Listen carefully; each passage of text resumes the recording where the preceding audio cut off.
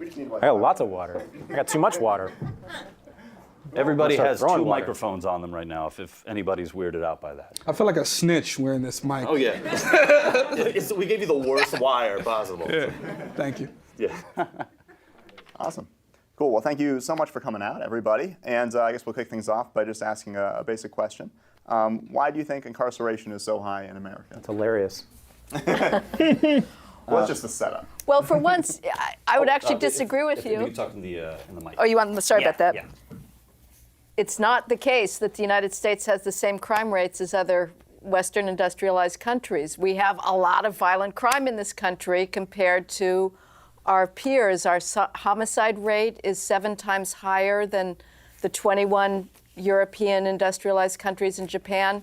And our gun homicide rate is 20 times higher. And if you look at 15 to 24-year-olds, it's 43 times higher. Do you think that's a product of just good old American work ethic?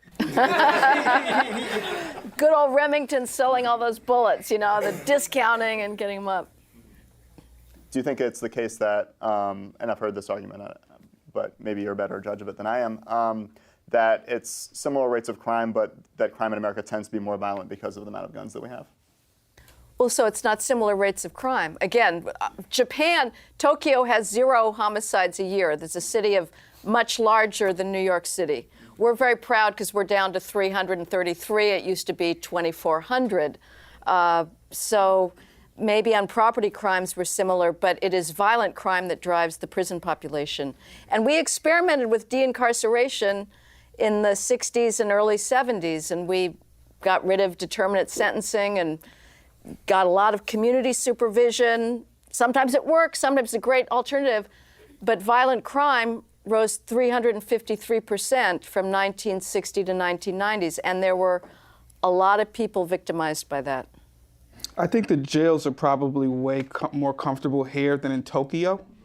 So that has to have, because I don't know if you guys have ever been to jail. It's not that, like, it's bad because you're not free, but you get food and Movies, clothing, cable. Yeah. Do you think it's also because it's a business? Like, I don't think it's a business. Private prisons, I think that's it's an exaggerated issue. I don't think it's there's so that you think much. it's the guns? Yeah, I think it's gun violence. We die in America at a higher rate. Thad, you want to?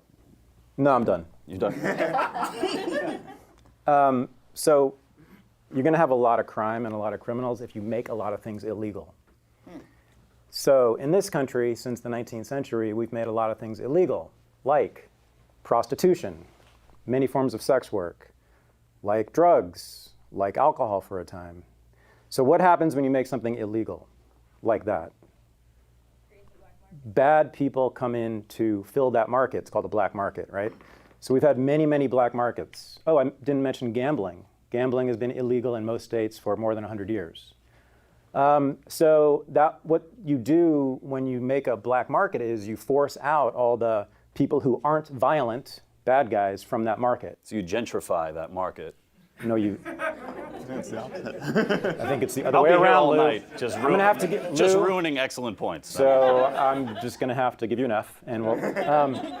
No, so the violent bad guys move in, right, and they take over that market, and so that's exactly what's happened for more than 100 years in this country, and we are, as we all know, in many ways, and certainly historically, especially puritanical. I mean, we have, of course, our very anti-puritanical parts of our culture as well. But we were founded by Puritans, and that part of our culture has been very strong for a long, long time. That's why we had Prohibition. That's a major reason we did, and all of these other prohibitions. So we are still living under Prohibition, right?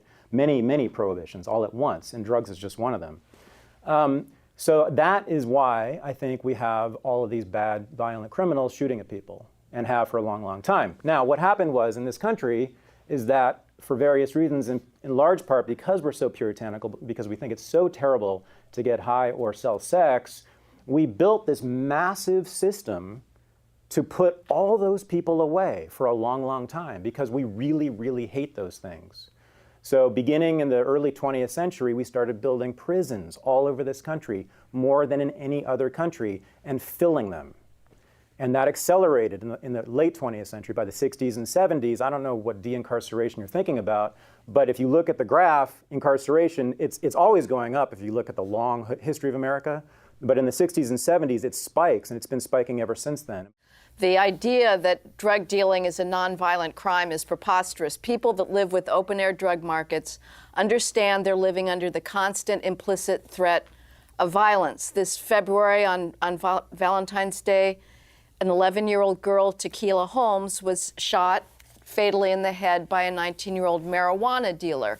Now, as Toby mentioned, the idea that it's drug prosecutions that are driving the prison population is completely wrong. The vast majority of people in prison today are there for violent crimes or property crimes. Drugs make up 16% of the state prison population, which is where 88% of all prisoners are housed. Possession is only 4% of that, and most of those have been pled down from trafficking. Heather's right about a lot of things, and by the way, everyone should read her book, because her book, actually, I really do mean this, disabused me of a lot of ideas I had about what was driving this stuff. If we were to eliminate all the racist cops from the police forces in this country tomorrow, we'd still be filling our prisons because we have these laws. 50% of violent criminals in prisons now, according to the FBI's own statistics, are members of gangs. Why do gangs exist in this country? Name one gang that wasn't founded around the drug trade, the prostitution trade, gambling, illegal immigration, all these prohibitions. If you eliminate those prohibitions, those gangs have no reason to exist, and we eliminate 50% of the violent crime, according to the FBI's own statistics. Okay, let me respond to that.